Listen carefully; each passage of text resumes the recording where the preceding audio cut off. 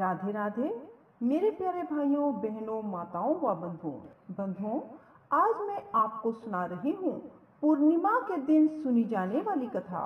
बंधुओं, जो मनुष्य भी पूर्णिमा के दिन सुनी जाने वाली इस कथा को सुनते हैं उनके सभी मनोरथ शीघ्र पूरे हो जाते हैं।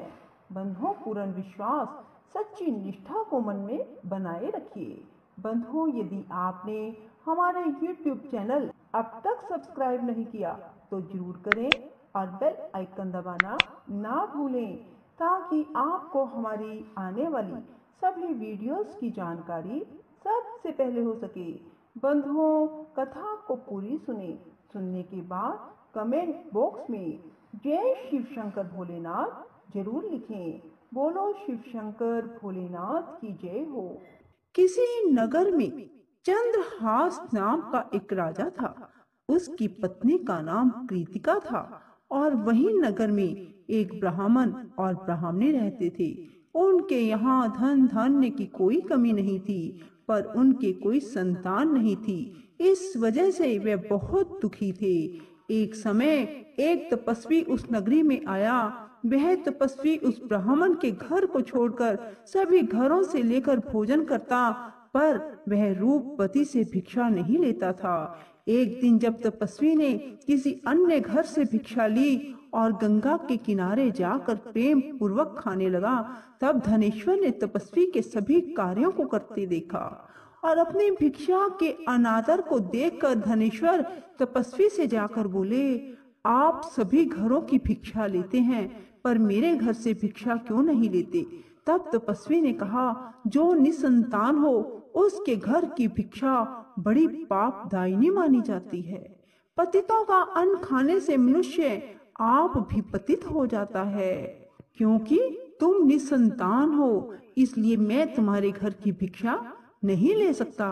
धनेश्वर ने तपस्वी के पैर पकड़ लिए और बोला, मुझे आप पुत्र प्राप्ति का उपाय बताइए।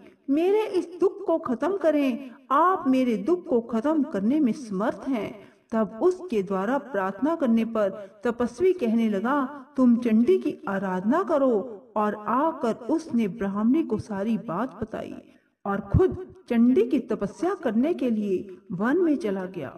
उसने चंडी की उपासना की, उपवास किया और 16वें दिन उसे चंडी ने दर्शन दिया और कहा कि तुम्हारे पुत्र होगा, पर वह 16 वर्ष का हो जाएगा तो मृत्यु को प्राप्त हो जाएगा। पर यदि तुम 32 पूर्णिमा का व्रत करोगे तो वह दीर्घायु प्राप्त करेगा। जितनी तुम्हारी समर्था हो उतने घी के दीपक बनाकर शिवलिंग के सामने जगाना, पर ऐसा 32 पूर्णिमा को ही करना। प्रातः काल होने पर इस स्थान पर तुम्हें एक आम का पेड़ दिखाई देगा। पेड़ पर चढ़कर एक आम तोड़ना और घर ले जाकर पत्नी को दे देना। अब वह स्वप्न से जागा और पत्नी को सारी बात बताई। स्नान करके पत्नी को खिलाना। प्रातः काल होने पर इस स्थान पर तुम्हें एक आम का पेड़ दिखाई देगा। पेड़ पर चढ़कर एक आम तोड़ना और घर ले जाकर पत्नी को सारी बात बताना और स्नान करके पत्नी को खिलाना। उसके संतान होगी।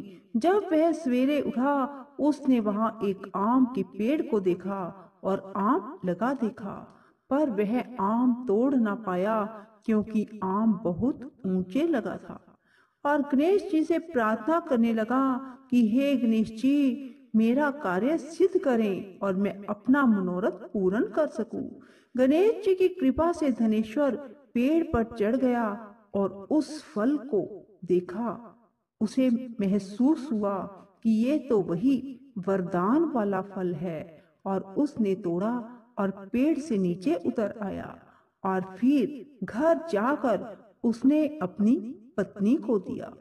9वें महीने उसके पुत्र पैदा हुआ और पुत्र बहुत ही सुंदर और सुशील था। उसकी माता पिता ने 32 पूर्णमासी का व्रत करना शुरू कर दिया। 16वां वर्ष लगते ही माता पिता को चिंता होने लगी कि कहीं 16 वर्ष होने पर बेटे की मृत्यु तो नहीं हो जाएगी। इसलिए उन्होंने अपने मन में विचार किया कि ये घटना अगर उनके सामने घटित हुई तो क्या होगा। उन्होंने उस बच्चे के मामा को बुलवाया और कहा कि हमारी इच्छा है कि देवी दास को तुम 1 वर्ष के लिए काशी में ले जाकर विद्या ग्रहण करवाओ। उसे अकेला बिल्कुल नहीं छोड़ना, तुम सदा उसके साथ रहना। और इस तरह से उन्होंने अपने बेटे को 1 वर्ष के लिए काशी भेज दिया। किंतु यह बात मामा को नहीं बताई। धनेश्वर ने अपने पुत्र की मंगल कामना के लिए भगवती की आराधना शुरू कर दी और फिर 32 पूर्णिमा का व्रत पूरा कर लिया। कुछ दिनों के बाद मामा भांजा किसी गांव में ठहरे हुए थे। जिस धर्मशाला में वे ठहरे हुए थे वहां एक बारात ठहरी हुई थी। लगन के समय वर को कोई रोग हो गया। वर के पिता ने कुटुंबियों के साथ विचार विमर्श किया कि वह देवीदास को वर के रूप में ले जाते हैं और बाद में विवाह के अन्य काम अपने पुत्र के साथ करवा देंगे। वर का पिता देवीदास के पास गया और बोला, तुम थोड़ी देर के लिए अपने भांजे को हमें दे दो ताकि लगन का काम सुचारू रूप से हो सके। उसके मामा बोले, वर को जो मिले वो हमें देना, मेरा भांजा वर बन जाएगा।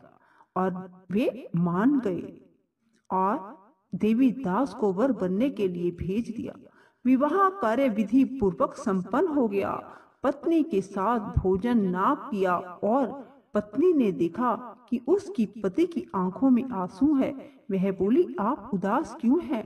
लड़के ने सारी बात बताई। उस कन्या ने कहा, ऐसा कैसे हो सकता है? अग्नि के सामने मैंने आपको पति बनाया है। देवीदास ने कहा, ऐसा मत कहिए, मेरी आयु बहुत छोटी है, मेरी मृत्यु के बाद तुम्हारा क्या होगा? पत्नी बोली, जो होगा सो देखा जाएगा। दोनों ने साथ में भोजन किया और सो गए। देवीदास ने जाने से पहले अपनी पत्नी को 3 नगों से जड़ी अंगूठी दी और एक रुमाल दिया और कहा कि इसे मेरा संकेत समझकर स्थिर चित्त हो जाओ। मेरा जन्म मरण जानने के लिए एक पुष्प वाटिका लगाओ और वहां नव मल्लिका लगाओ और उसे जल से सिंचित करती रहो। जिस दिन ये सूख जाए समझ लेना मेरे प्राणों का अंत हो गया, अर्थात मेरे प्राण निकल गए। जब ये फिर से हरे भरे हो जाएं तो समझ लेना मैं जीवित हो गया हूँ और इसे मेरा संकेत समझना। प्रातः काल होते ही विवाह कार्य संपन्न हुए तो कन्या ने अपने पिता से कहा, यह मेरा पति नहीं है, मेरा पति वही है जिसका रात्रि में मेरे साथ विवाह हुआ था। यदि यह मेरा पति है तो मुझे बताए कि रात्रि में हमारी क्या बातें हुई थी, इसने मुझे क्या दिया। ये बातें सुनकर वर कहता, मैं कुछ नहीं जानता। वह लज्जित होकर वहां से चला गया और बारात भी वापस लौट गई। मामा भांजा काशी विद्या अध्ययन के लिए चले गए और एक दिन काल से प्रेरित होकर एक सर्प देवीदास को काटने के लिए वहां पहुंचा। जहर की ज्वाला से सारे स्थान जहरीला हो गया। पूर्णिमा व्रत की कृपा से सांप उसे काट ना पाया। काल वहां आया, उसके शरीर से उसके प्राणों को निकालने की कोशिश करने लगा और वह मूर्छित हो गया। भगवान शिव पार्वती भी वहां आए। उसे मूर्छित दशा में देखकर माता पार्वती ने शिव जी से कहा, इसकी माता ने 32 पूर्णिमा का व्रत किया था, इसे प्राण दें। भक्त वत्सल भगवान ने उसे प्राण दान दिए। व्रत के प्रभाव से काल को भी पीछे हटना पड़ा। उसकी स्त्री उसकी प्रतीक्षा करती थी। उसने देखा कि पुष्प वाटिका में कुछ भी ना रहा और साथ ही देखा कि सब हरा भरा हो गया। ऐसा देखकर मैं बहुत हर्षित हुई और अपने पिता से बोली, पिताजी मेरे पति ठीक हैं, उन्हें ढूंढिए। उधर मामा भांजा भी 16वां वर्ष पूरा होने पर काशी से वापस चल पड़े और कन्या के घर पहुंच गए। कन्या ने अपने वर को पहचान लिया। धनेश्वर 32 पूर्णिमाओं के व्रत करने से पुत्रवान हो गया।